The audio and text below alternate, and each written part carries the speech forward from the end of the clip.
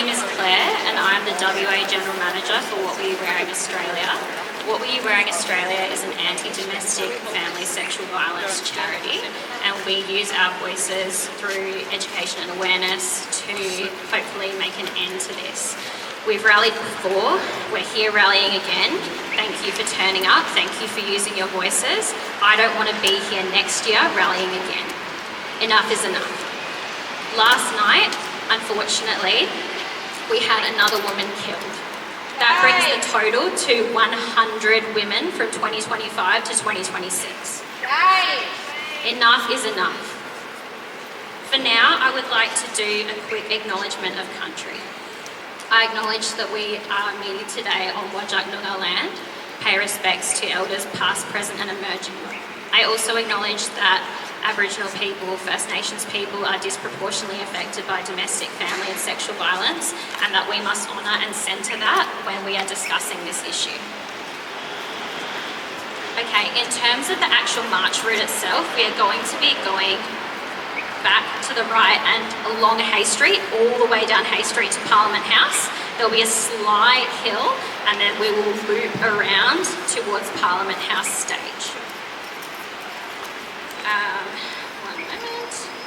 Okay, so if I could get everyone making sure that, yep, looks good. Okay.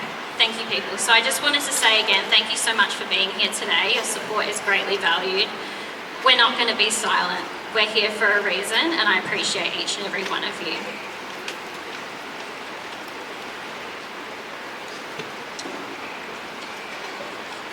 All right, so if we could please start our marching. We are going to be chanting as well. So please make sure that some of you have been given a chant sheet. And if I could get my marshals to start leading the march, thank you very much.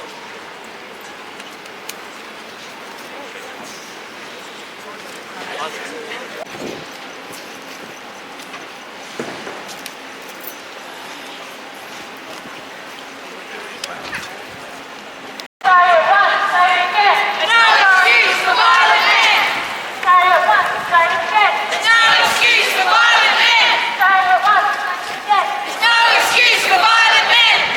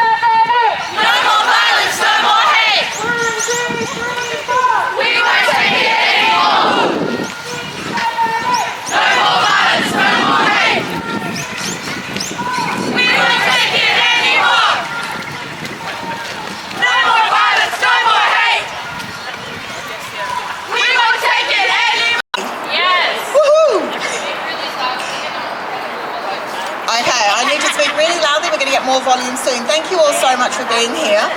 Can you all give me a massive round of applause for yourselves and for the person who's standing on the side of you? Amazing. Thank you all for giving up your Sunday mornings to be with us. My name's Kaz. I'm from What Were You Wearing Australia. I'm one of the many volunteers that give my time to this organisation. Thank you so much for being here. Honestly, this is really overwhelming. We've got some incredible speakers that we'd like to share with you. They'd like to share some lived experiences with you, tell some stories, help you understand how you can help us to activate so that we can reduce family, domestic and sexual violence against women and children. And we also acknowledge that men also do suffer from these things. Before we get started, it is my absolute pleasure to introduce you to one of my dear friends, Whadjuk Noongar woman Ingrid Collard, who is going to welcome us to country.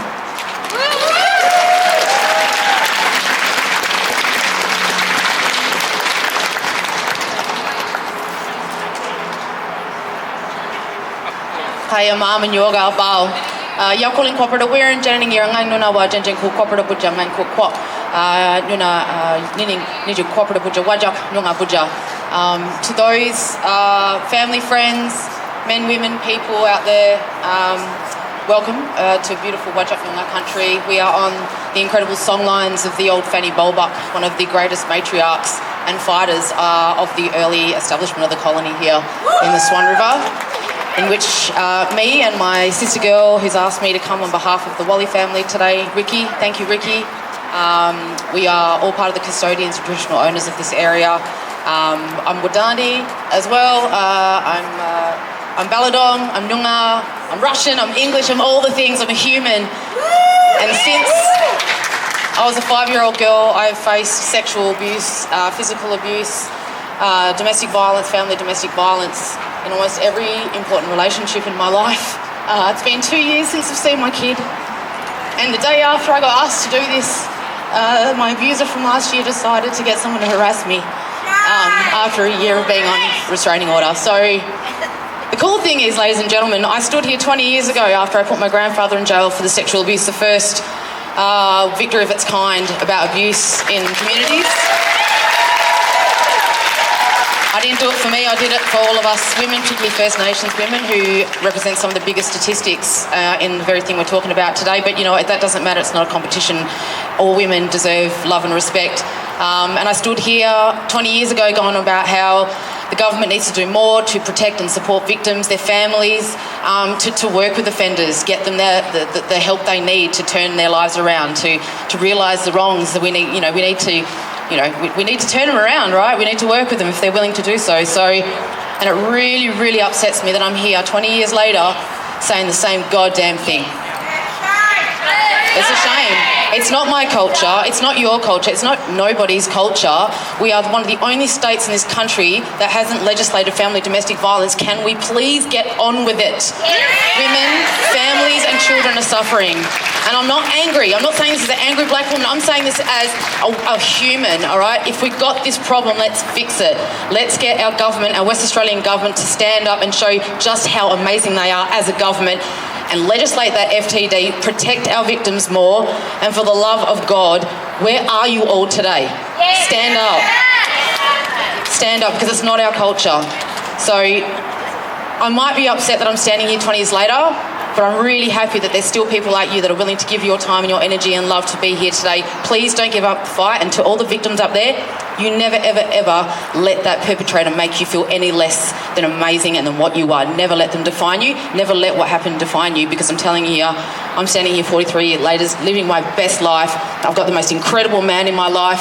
Our first date, big poster, decapitated chooks, right? First ever gig he did was against domestic violence. I found my king, ladies and gentlemen. There are good men out there, and I can see you all too. Russell.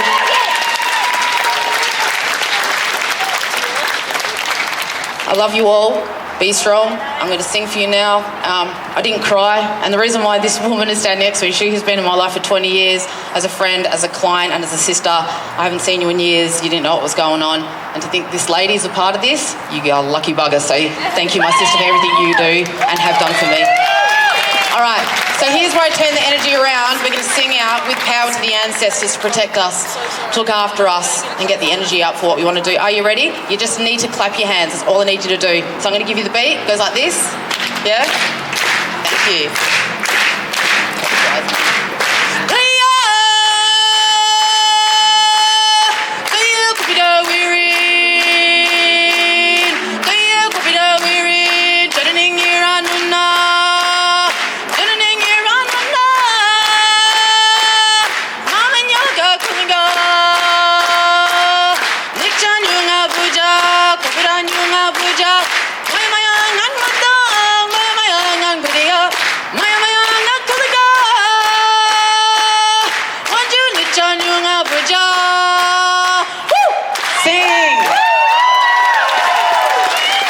Emotional. I lost the thing there for a sec. So in response, this is what we do, right? Because Noongar Country is about all of you knowing that you have a sense of connection to this place. We're here to look after all of you. You need to call back out to me. So to all the women, to all the men, to all the people who have left us, who are still with us, and the ones that we want to protect, I want you to guys say Woola on the count of 3. 1, 2, 3. Woola! Oh, no. 1, 2, 3. Woola! And again, 1, 2, 3. Woola! Feel that, ladies and gentlemen? That vibration of Woola in your heart, that means celebrate. Yeah? Because as much as we need to fight, we need to celebrate what we've got and where we're going. This is for the women and all of our allies. Thank you.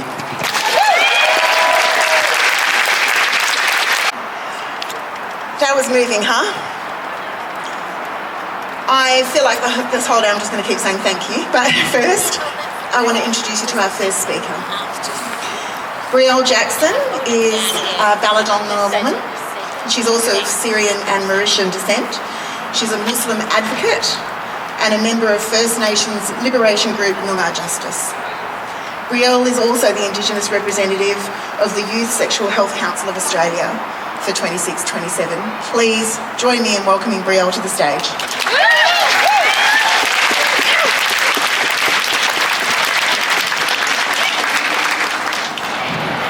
Kaya everyone. I stand here today as a proud Ballardong and Wadandi Noongar and a young woman who has seen, felt and lived the realities we're here today to speak about. I stand on Wajak Noongar Buja, land that has never been ceded, and I pay my respects to my elders past, present and emerging, and to any fellow First Nations people here today.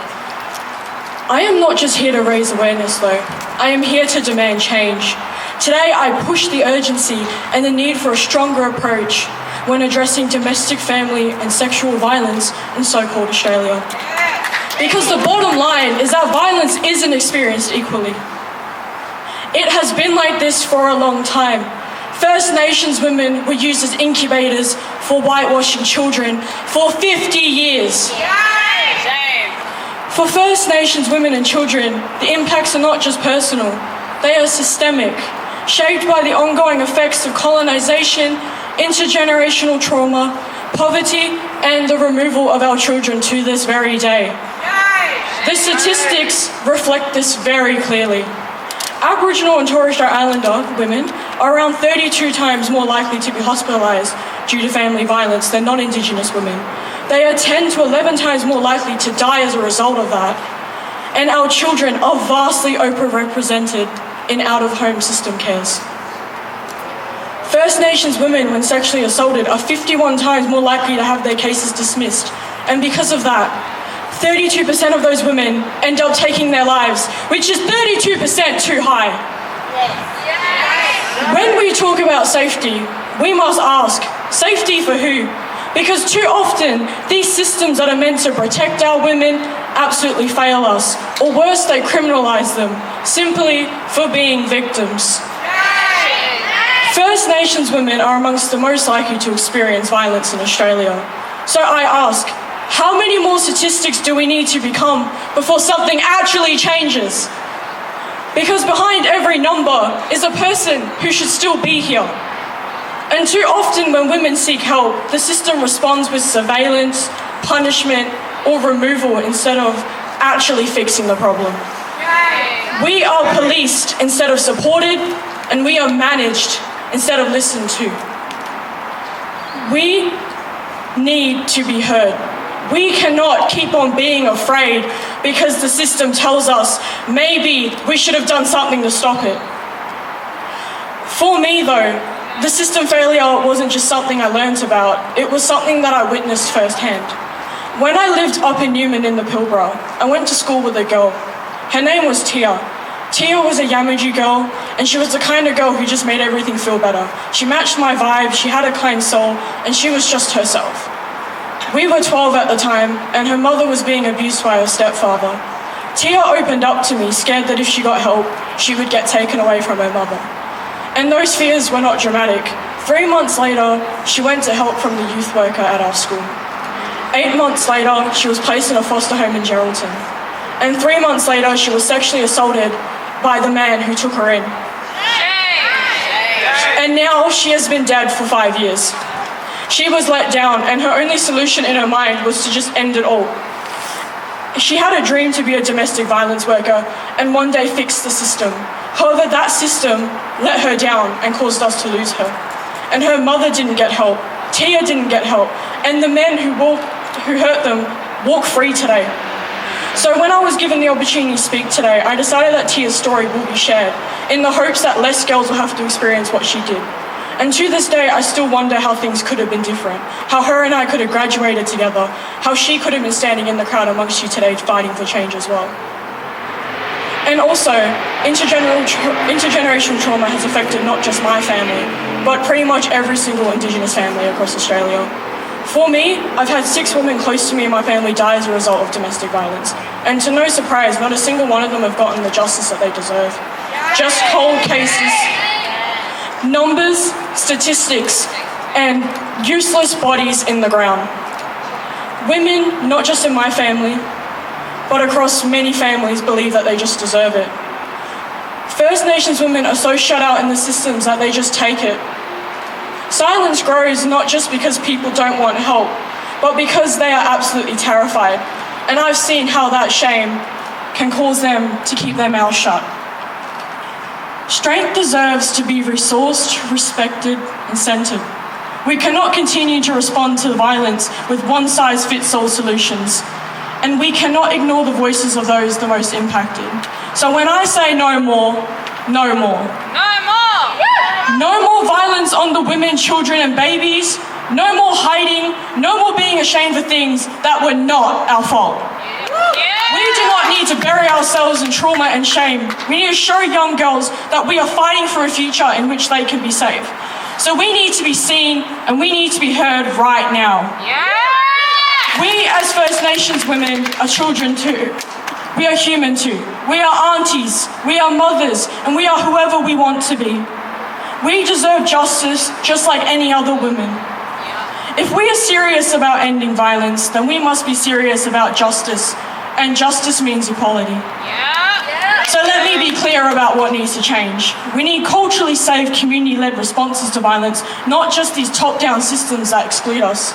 We need investment in the First Nations-led services, not just short-term funding and performative commitments by politicians in our government. We need accountability for the systems that continue to fail our women and children. And we need to stop designing the policies that are about us without us. This is not about adding First Nations voices as an afterthought. This is about shifting our power now. It means ensuring that the First Nations women and children of this country are not just included in the conversation, but they are leading it. Because our lives depend on it, and our lives also depend on what you all choose to do next. Thank you. Thank you so very much to Brielle for saying what needs to be said and for saying no more. Next we have Senator Fatima Payman. Senator Payman is a fearless advocate and a strong voice for Western Australia in the Federal Parliament. She is the proud daughter of an Afghan refugee whose hard work and perseverance shaped her values of integrity, resilience, and dedication to community service. Senator Payman continues to champion the issues that matter most: fair wages, affordable housing, cost of living relief, and ensuring that the government works for the people, not just the powerful.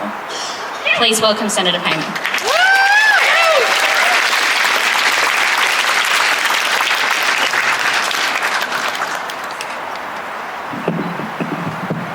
Short girl problems. Say her name. Say her name because she had one. She had a morning routine. She had a favourite mug. She had people who loved her. She had a whole life ahead of her. And then, because of the choices of one person, she didn't. Since the start of 2025, 90 women in this country have been killed. 90. That is more than one killed a week. That's 90 eulogies. That's 90 families shattered.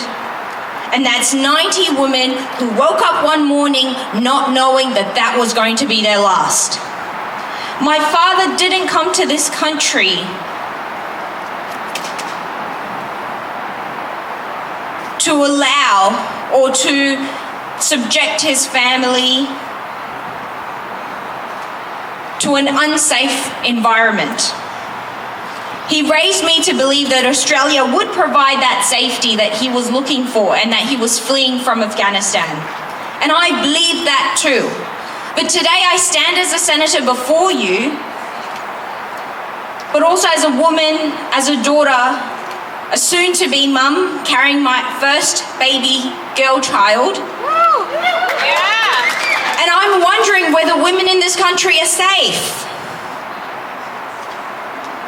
And we're all standing here because we refuse to pretend that what's happening out there is not real. I know what it's like to be told to be quiet, that your voice is too loud, that your presence is too much, that your ideas are too difficult, that your demands are too inconvenient. Women in this country, especially First Nations women, women of colour, women in poverty, they have been told to be quiet for generations. And look where that silence has got us today. But today we're loud and we're proud. We've come together because we demand that the government hears us. This is a national emergency, not a social issue. It's not a women's issue. It's a national emergency. When there's a bushfire that kills Australians, we mobilise the whole country. When a virus threatens our lives, we shut down borders. But when a woman is killed by a man she knows, we call it a domestic matter. Shame! We need funding, sustained, long-term funding for frontline services. That's culturally safe, that's tailored with women and girls and people in mind. And we need education that starts in primary schools, teaching our children about respect, about consent, about what love actually looks like. We need housing that allow women to leave safely. Because right now, too many women are making the tough decision of having to put up with the abuse or end up homeless on the streets. And that's not a choice any person in this country should ever have to make. We need a government that stops asking women to be more careful and starts demanding that perpetrators are held accountable every single time. But you know, at a time when action is needed most, it's so disappointing and shameful to see the Albanese Labor government consider cutting funding to domestic and family violence services. And this has been projected in the upcoming May budget. Now, Prime Minister, if you're listening, stop patting yourself on the back for having a majority female caucus and put your money where your mouth is. Because lives are literally depending on this. Lives are on the line. And we need more than just statements and empty promises.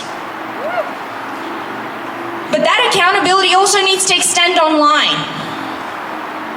Because violence against people does not only happen on the streets or inside our homes, it happens on screens as well. It happens at 2 a.m. when a woman opens her phone to find pornographic deepfakes of her without her consent shared online. It happens when her address is posted publicly by someone who wants her to be afraid. It happens when threats and harassment are so relentless that women are silenced, driven out of public life, driven out of their careers, and driven out of the conversation entirely.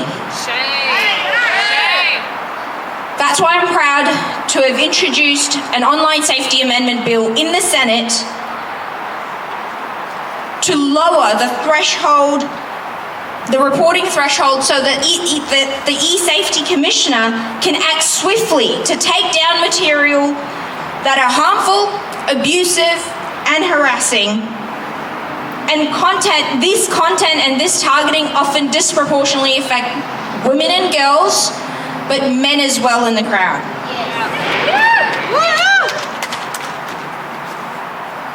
We know the streets are not safe, and right now the internet isn't either. And we're here to change both. Last year, over 100,000 of you came out, and hundreds more have come out today, because we are ready to look the crisis in the eye and say, not on our watch. To every survivor in the crowd, you are not alone. Your voice is not too much. Your pain is not invisible. And you are the reason we are here today. So thank you.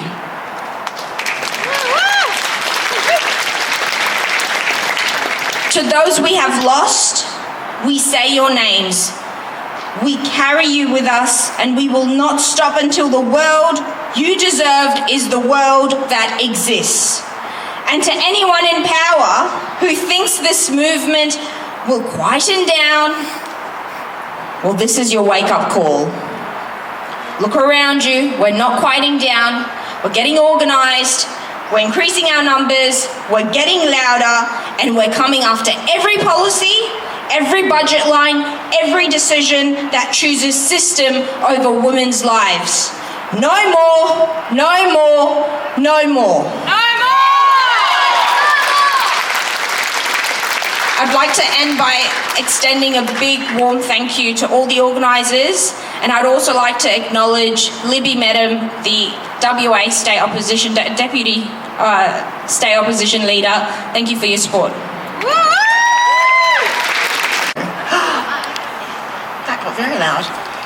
I notice that some of you are sitting, so please, if you would like to sit, do so. If you need a little break, because this is a big, heavy day, and it's also a bit warm out there are some bench seats underneath the trees, just a little bit, sort of at the end of this. We're going to call it the stage today, so please take care of yourselves.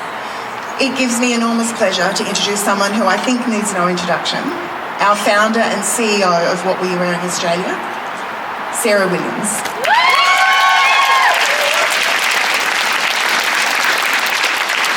Hello everyone. Guys, I don't have anything prepared. I got off a plane last night at 9 p.m. I'm so privileged to be in Perth. I've always wanted to come to the Perth rallies, but I'm always stuck in Melbourne having FOMO. So thank you so much for showing up. Thank you for being here and coming all the time and supporting us. It really means the world. But yeah, I firstly obviously want to acknowledge that we're here standing and everything we do is on Aboriginal land, and pay respects to elders past and present and anyone else here that's Aboriginal or Torres Strait Islander. I'm a proud Awabakal woman. My mum's in Newcastle, New South Wales, quite far from here. And we know that Aboriginal women, Aboriginal and Torres Strait Islander women and children and young people are disproportionately affected by domestic family sexual violence and are far too often forgotten about, silenced and underfunded and all the rest, as you'll continue to hear and we continue to always talk about what we're wearing. I guess today I just really wanted to take some time to thank everyone obviously for showing up, continuing to show up, especially when there's the fuel crisis, cost of living, Trump, the rest. And unfortunately, as we know, women's rights we've seen is sort of at the bottom of the barrel for people at the moment, which is really unfortunate. It shouldn't be the case, but it is. And hopefully, still showing up is really important, and hopefully we'll be able to really ramp it up throughout the years as well. I also really want to thank a massive thank you to all the team at What We're Wearing, all the people in orange fit vests and those who helped out. These rallies wouldn't happen without them. Everyone, every single person across the country volunteers their time. Some people are volunteering up to 20, 30 hours a week after full-time jobs just to get things like this happening, our healing groups and all the rest. So if we could just do a big round of applause for them, I'm really thankful for that. I just want to also thank, obviously, everyone else here, all our amazing speakers that have spoken and will speak, the amazing mob that helped us organise Welcome to Country. I'm really, really, really thankful. And yeah, everyone that's been a part of this journey. I guess today I really wanted to talk about one of our campaign demands for these rallies, and we'll really start to push it over the next few weeks, is mandatory domestic family sexual violence education for students in years 10 to 12. It's a bit of a mouthful. That campaign, it's on, there's QR codes that will be around, and if you go onto the link that's in our link tree, you'll find the link to sign the petition. It's a government petition.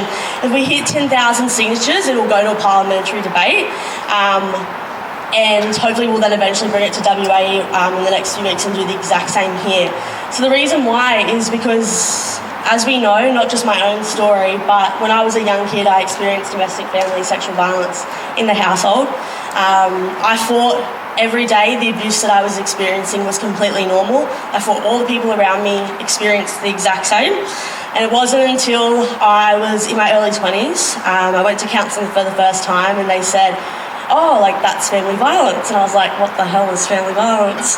And you see it obviously in the movies and stuff as well. And I was just like, this is what everyone goes through. And she was like, no, that's actually not normal. And I learnt that it's not normal. Not everyone goes through it. And even the people that go through it shouldn't be going through it. And when I learnt about that, I realised, I wonder if I had education as a young kid, could I have gotten help sooner? Could I have spoken to my teachers or school or police? Could they have intervened? Could I have got help? Or even when I was 17, 18, could I have still gotten help that way? Could it have really changed the journey of my life? So I always think about that. I'm always surrounded by young people as well, and they don't know what domestic sexual violence is. They don't know what coercive control, all these things are. We know in schools, some schools across the country, there's consent and respectful relationships education, but unfortunately it's not going into things like what is DV? If you get sexually assaulted, what should you do? Like forensics examinations and going to police. What's coercive control, abuse, all of the different things. It's not going into that, and it's not actually naming it. And we know if kids can't name what the crime actually is, how are they ever going to be able to actually report it? So it's a national campaign we've launched, and we're going to push really, really hard that they amend this to add into the pre-existing education that's out there, these standard things, and hopefully we'll see that, and that will be a big help to prevention. There's studies out there that show that young people who get education and actually can name it actually helps to actually prevent these crimes from happening. We know we're starting to see, unfortunately, a peer-on-peer statistics also rise. So it's something that's needing to happen. So yeah, I really encourage, no matter who you are, if that resonates with you or you feel passionate about it, come speak to us after the rally's concluded. We can find ways to really put that campaign out there, because it needs to happen everywhere. The last thing I just wanted to touch on, specifically being in Perth, I obviously want to acknowledge my privilege. I don't get much privilege, but my privilege coming from Melbourne, and now I've lived in Melbourne for 15 months now, and I grew up in a regional town, but I live in Melbourne now, which is metro, and I want to acknowledge that privilege coming here to Perth that, yes, is metro, but starting the Perth branch 2 years ago, really realised that in WA, it is a whole nother game. There is nothing going on. There's probably some things, okay, sorry. They're going to hate me, but we started survivor healing groups, free survivor healing groups, and it was really hard to find. The services that we have in Melbourne obviously also need a lot, but Perth, there is not much going on here in terms of domestic family sexual violence, and there needs to be more going on here. And having been in these different areas from New South Wales to now Melbourne, I've always said to the Perth team, it's been the biggest thing for me is to sustain and keep alive our WA branch. Is because there's not enough here. And I've seen it, we've heard from thousands of survivors over the years from WA. And I think, you've got the state where, like, not going to lie, I hate me for this, but here I was, I said something before, I thought Port Hedlands and Pilbara was quite a quick drive from Perth. But no, we're talking like 14 hours. And you go there, there's nothing there. They don't even have they don't have sexual assault services there. So we need to be doing more. We need to call and put pressure on people in positions of power and our politicians to work with organisations that exist, but organisations like ours specifically who are run by young marginalised folk who are out here doing the work. We've got free survivor healing groups in Perth. They run once a month. It's free to attend no matter what type of crime you've gone through, and they're run by mental health professionals. And so you learn a new healing technique pretty much every month. We're really lucky to be able to run them and have amazing volunteers who continue to run them. And we're hoping to maybe able to expand them into, those areas like Pilbara. That's where I got to know where that was, and other areas. And so if you are someone that thinks that you would want to be involved in those or help out, please come chat to us, whether it's myself or someone in the WA team, because we really want to make sure that everyone in WA gets the same support that people in areas like Melbourne. It shouldn't matter geographically where you're living, everyone should have the same access to support. And Perth to me is it's like forever. So we need to get started on some things. But I'll wrap up so we can get the other amazing speakers up. Thank you so much for being here. Feel free to come chat if you need after hours. Sectional feminist and was the youngest president of Pride and Peel, founded Subiaco Shenton Park, yes, in my backyard, and founder of AACE, a series of workshops empowering young people to create change.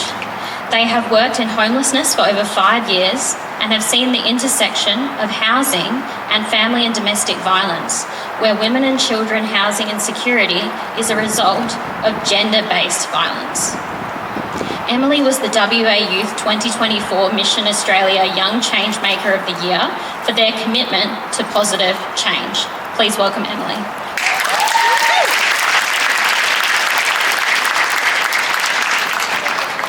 Thank you for inviting me to speak on the unceded lands of the Whadjuk Noongar people.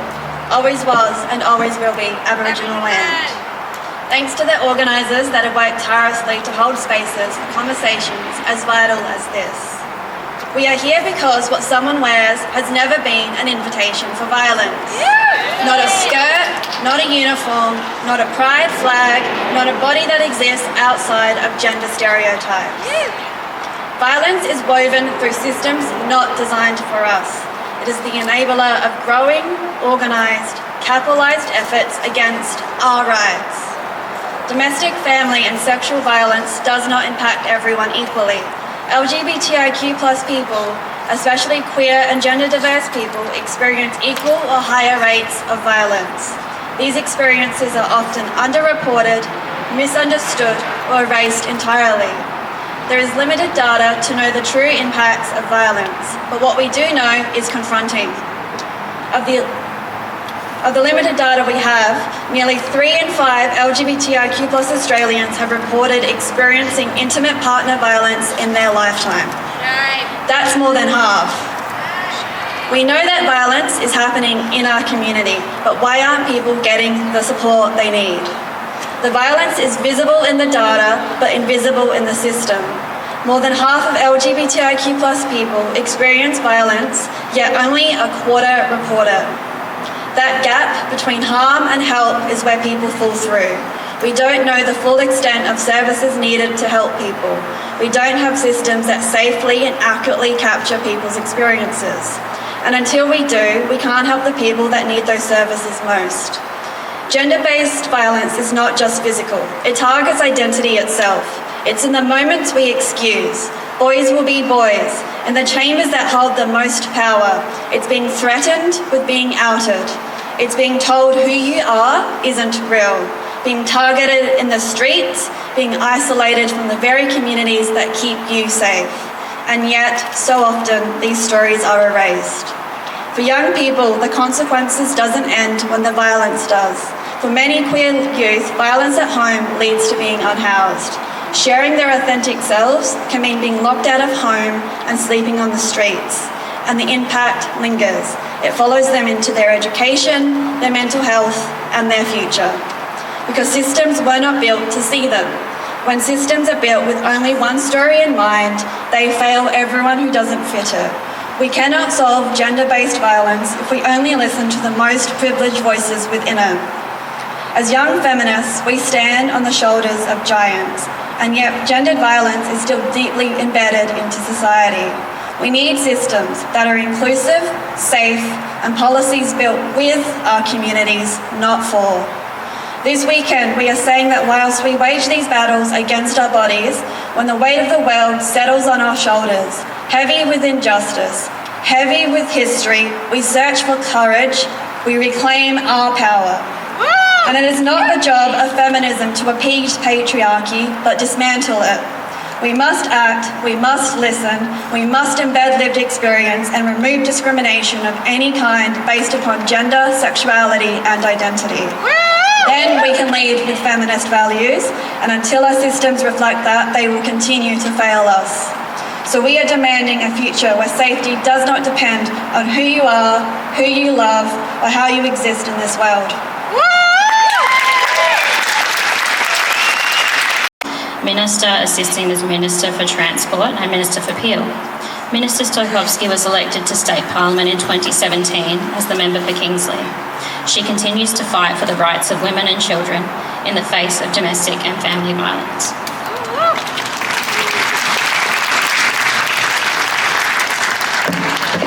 Hi everyone. Can I just start by saying Nala Kadich Nunga Mort Kian Kadak Nija Buja, and acknowledge that the Noongar people are the original custodians of this land, and pay my deepest respects to elders past, present, and to all Aboriginal people joining us here today. Thank you for your introduction, and thank you to Ingrid Cummings for the beautiful welcome to country. I've known Ingrid for a few years now, and she always delivers them with such passion and such aplomb. We meet on country that holds deep cultural, spiritual and historical significance, a place that is shaped by thousands of years of knowledge, kinship and care. This is not just the backdrop to the work that we're doing, it's a reminder that safety, belonging and connection are foundational to well-being. So I would like to acknowledge all the Aboriginal people joining us here today. Your leadership and your cultural strength continues to guide our work in family safety. We cannot talk about prevention, healing or system reform without acknowledging the ongoing impacts of colonisation, of disposition and intergenerational trauma. I would also like to acknowledge the Honourable Dr. Katrina Stratton, who is here today, Stuart Aubrey, the member for Scarborough, the Honourable A.L. McCord-Chut, MLC, Libby Mettam, member for VAS, Shadow Minister for the Prevention of Family and Domestic Violence. I've also noticed that Michelle Boylan is here, and as is Dr. Pettit, so welcome, thank you for coming. Can I also thank the other speakers that have and will speak today, Brielle Jackson, Emily Williams, Noelle Martin and Jolene Illat. I know Emily, you did a wonderful job. I'm not sure where she's gone. She was very nervous this morning about coming up, and I think, Emily, you've done a fantastic job and we're all very, very proud of you.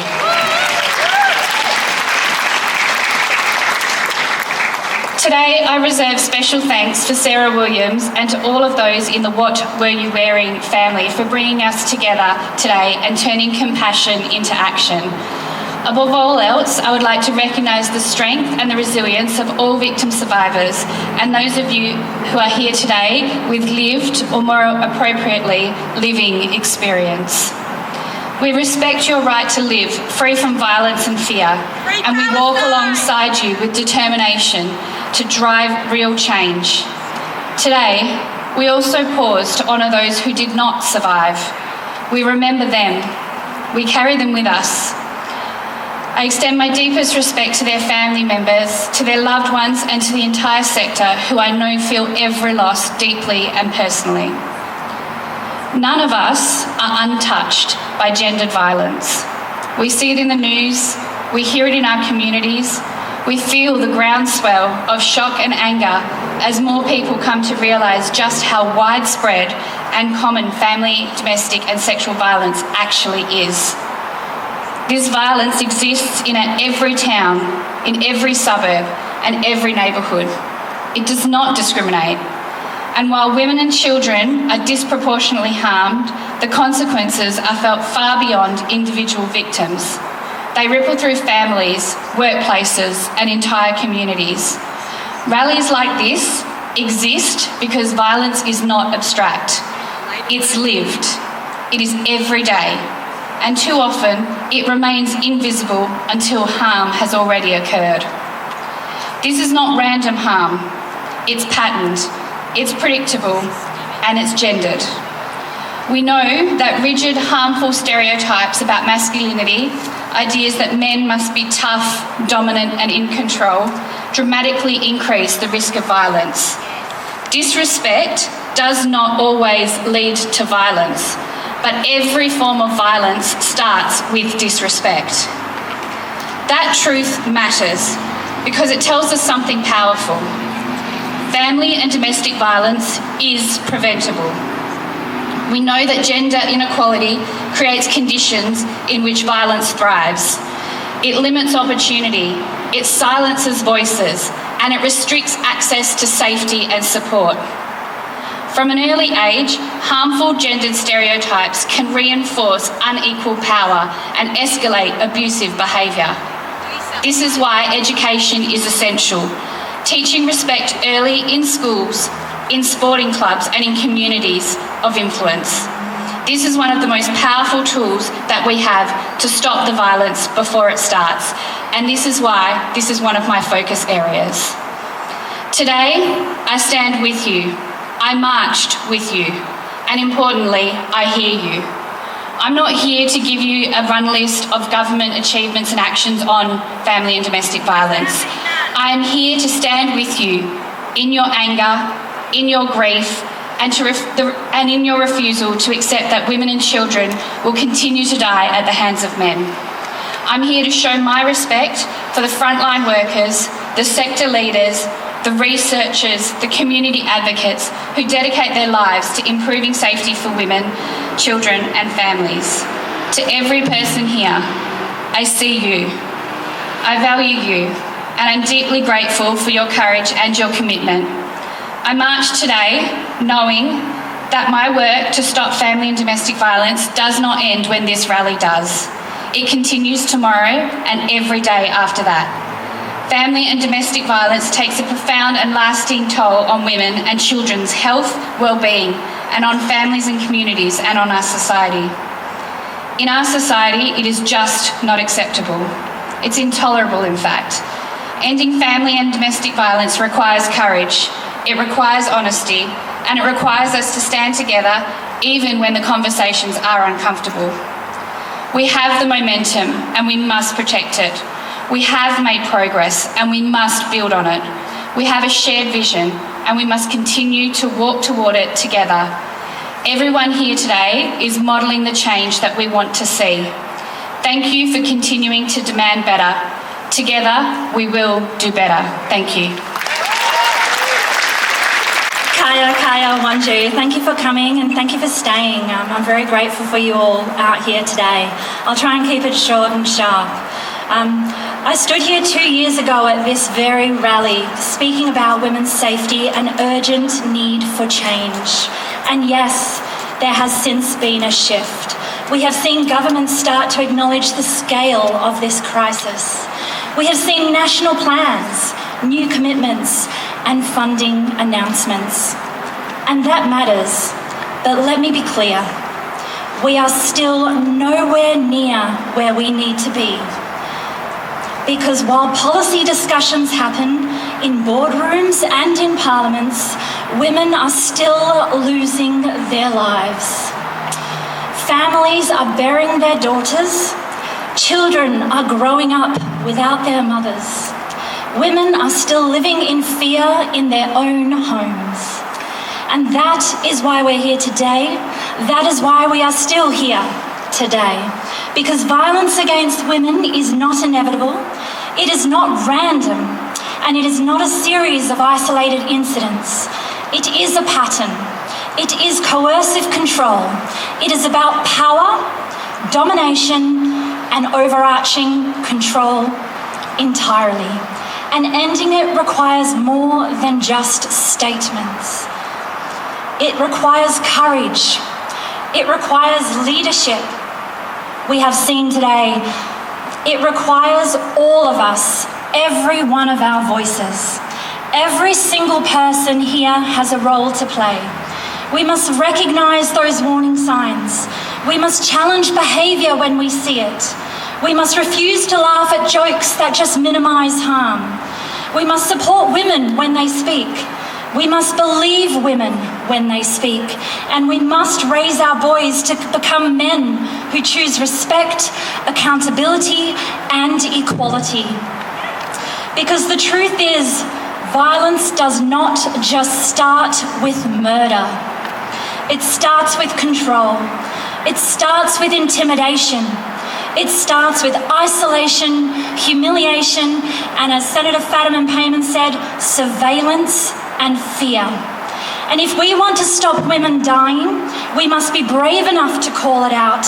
We must call out the behaviours long before the headlines. We must invest in primary prevention, as our Minister, Jessica Stashkovsky, has said. Prevention means teaching young people how to communicate, how to manage emotions, and how to recognise unhealthy behaviours, how to build relationships grounded in respect and equality. Because if we want to end violence against women, we cannot wait until the harm occurs. We must invest in the skills and values that prevent it in the first place. Response matters too. One of the greatest gaps we face in this country is not just funding, it is capability. We must invest in upskilling a workforce that knows how to identify family violence, how to assess risk, and how to respond in ways that keep women, children, and families safe. Because when our systems don't understand coercive control, women fall through those cracks. Lastly, I want to talk about perpetrator accountability, because if we're serious about ending violence, we must invest in long-term evidence-based behaviour change programs. Programs that are poorly funded, that are poorly evaluated, and that actually really don't hold users accountable, just don't work. We need properly funded programs, properly evaluated programs, and we need to actually hold users of violence who cause family harm to account. Right now, our programs are too short, they're under-resourced, they're inconsistent, and to be honest, many of them, are simply not working. We need to look at models around the world that demonstrate real outcomes and are committed to doing the work properly, because the responsibility for ending violence must sit with the people who are choosing to use it. I want to end on sharing something a little bit personal, and Ingrid did so well at the beginning of this presentation to do so around her march 20 years ago. 30 years ago, I walked this walk. I walked to Parliament as a 10-year-old girl beside my mother. We marched for the exact same reason we march here today, demanding safety for women. 30 years ago, we believed we could change. But yet here I am today, marching again. Hope alone does not create a future of change. Action will, leadership will, and collective voices will.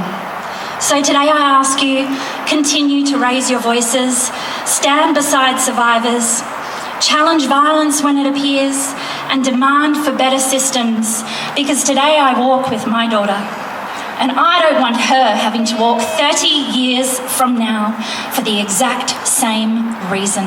Thank you. Hello. So one of the demands of these national rallies is to strengthen deepfake abuse laws around the country. This has never been more important, since women aren't just facing threats to their lives, livelihoods and dignity in the streets, in workplaces or in their homes, but online too. In January of this year, Elon Musk's Grok was reportedly used to produce around 3 million sexualized deepfakes in just 11 days. The world's biggest deepfake abuse sites have amassed billions, not millions, billions of views. Meta has been found to have facilitated the promotion and advertising of deepfake abuse services on their platforms. This crisis has gotten completely out of hand. Now, we are witnessing the exponential rise of so-called undressing or nudify apps, so-called kissing apps, personalized deepfake abuse generators. That's right. Personalised deepfake abuse generators for individual people, as well as bots that are being used by men to purchase AI-generated videos depicting them ejaculating on women's images. But make no mistake, this crisis extends well beyond individual men violating women. There is an entire corporate pipeline that enables and profits from this violence. From search engines to social media services, payment processors such as Visa and MasterCard, app developers, app distribution services, and the list goes on. But what is even more uniquely challenging about the threat of deepfake abuse is its online nature, its discoverability, its potential permanency, its virality, and capacity to terrorise a victim for life every time this material resurfaces or amplifies. Unfortunately, Australia's national response to this problem has shown itself to be predominantly all talk, but very little action. Australian taxpayers are spending hundreds of millions to fund Australia's eSafety office to keep Australians safe online. And you'd think that this agency is doing just that. But here's a hard truth. Approximately 4.5 million has actually been spent on travel expenses by the agency that is supposed to help us. How many penalties do you think the agency has secured for this crisis in the history of the agency's lifespan? One. Just one. So it has never been more important that we, the people, we survivors, stand united, hold truth to power, and fight for stronger laws that work for survivors. Thank you. The tallest person in the world, so I need to just... Okay, first of all, I just want to say what an honour it is to be standing here in front of you guys, and I'm just going to say the only blame I'll be shifting today is onto you guys if I get emotional, because it's just honestly incredible. Okay. Alright, I actually did write a speech, let me just get it up. I do need a tissue. Alright, I'll be okay. Sorry guys. Okay, here we go. The focus of my advocacy is on the media and how domestic violence and family violence is reported on, and how language can be harmful when it comes to shifting blames onto victims rather than where it should be, on the perpetrator. We are living in a society where a person, a man, can commit a financial crime against the state and have their assets seized, their lives dismantled, their name dragged through the courts, and yet a man can commit violence against a woman or a child, and too often the consequences don't fit the crime. This should disturb every single one of us, because this is not rare, this is not isolated, this is happening over and over again. We are in the midst of a crisis, and to be honest, I am sick and tired of it. And I know you guys are too. The fact that we even have to stand here today, 30 years later, is an absolute disgrace. And if there weren't beautiful children in the audience, I would have stronger language to describe how I'm feeling. Okay, sorry, I lost my place. We're in the midst of a crisis of violence against women, a crisis of accountability, and a crisis of how we talk about it. Language really, really matters. The words we use in the media, in our communities, and in our everyday conversations shape what we accept, what we question, and what we excuse. Because every time a woman is harmed, and the first question is, what was she wearing? Was she drinking? And why did she stay? We are not just asking questions, we are shifting the responsibility. We are subtly but powerfully placing part of the blame onto the victim. And guys, it has to stop. We need to change the question, stop asking why she stayed, start asking why did he abuse? Stop asking what she did, start asking why did he choose violence? Because violence is a choice. It's not caused by clothing, it's not caused by alcohol, and it's not caused by a woman's behaviour. It is caused by a perpetrator making a decision to harm. And when we fail to centre that truth, we fail victims. We fail our survivors, and we allow this cycle to continue. We need every single person here and beyond to challenge the language when you hear it. Please, guys, call it out, correct it, shift it. The responsibility belongs on the perpetrator, and it's time that we all started acting like it. Thank you so much for having me, guys. Christine Marshall Hunter. Unnamed woman. Eva Lasrini. Unnamed woman.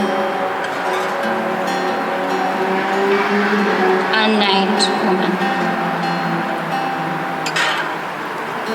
Kate and April Patterson. Unnamed woman. Chamandika Jayawardena. Unnamed woman. Catherine Sanowski. Melanie McKay. Belinda Nichols. Erica Coyne. Vishnu Kumari Gurung. Mai Hua Ku. Unnamed woman. Nerida Quinn. Unnamed woman. Sophie Isabel Quinn. Richana Ryan Pryor. Velvet Crystal Sky Pursuit. Unnamed woman. Shane Cook. Megan Tangy. Hallie Cameron Phillips. Unnamed woman. Anasani Wakavuki. Unnamed woman. Supriya Thakur. Tanya Tretiak. Unnamed woman. Sophia Gurman. Edith Brutman. Malie Shirley Smith. Marika Pagani. Michelle Sumner. Unnamed woman. Georgia Hope. Marcia Chalmers. Irene Selms. Unnamed woman. Rukiah Lake. Unnamed woman. Lisa Ward. Unnamed woman. Jordana Johnson. Wadwinda Corey. Ms. Chainsaw. Carolyn Campbell. Ashley Grease. Unnamed woman. Diane Turner Harkis. Cara Samantha Luke. Ali Lauren. Anu Kumar. Summer Fleming. Athena Georgopoulos. Zoe Walker. Shafiqa Hussaini. Amanda Rahman. Jeanette McIver. Shelley Spinks. Unnamed woman. Sally Bartlett. Julia Nera Marican. Angela Gold. Leanne Akrap. Phoebe Bishop. Unnamed woman. Crystal Paul. Norma Dutton. Lauren Hopkins. Musta Habibi. Carolyn Smith. Samia Malik. Tallulah Koopman. Kylie Sander. Unnamed woman. Audrey Griffin. Unnamed woman. T. Kim Tran. Claire Austin. Louise Hunt. Kim Duncan. Serena Tumulian. Cecilia Yoke Webb. Crystal Beale. Irene Herzl. Cara Jade Weribone. Elizabeth Pierce. Justine Hammond. Unnamed woman. Rachel Moresi. Rachel McKenna. Lillian Donnelly. Meryl Kelly.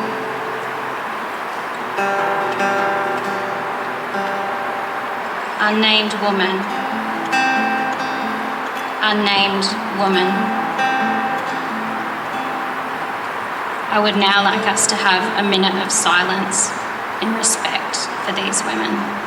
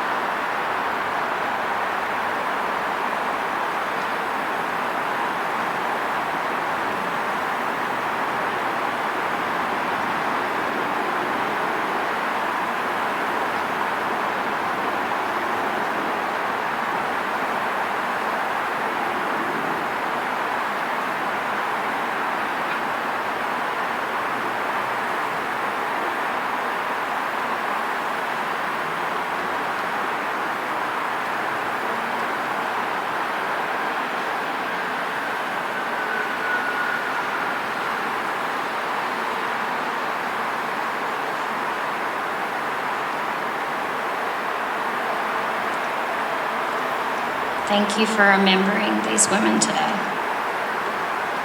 I would now like to invite Lauren Dancheff to continue playing some beautiful songs.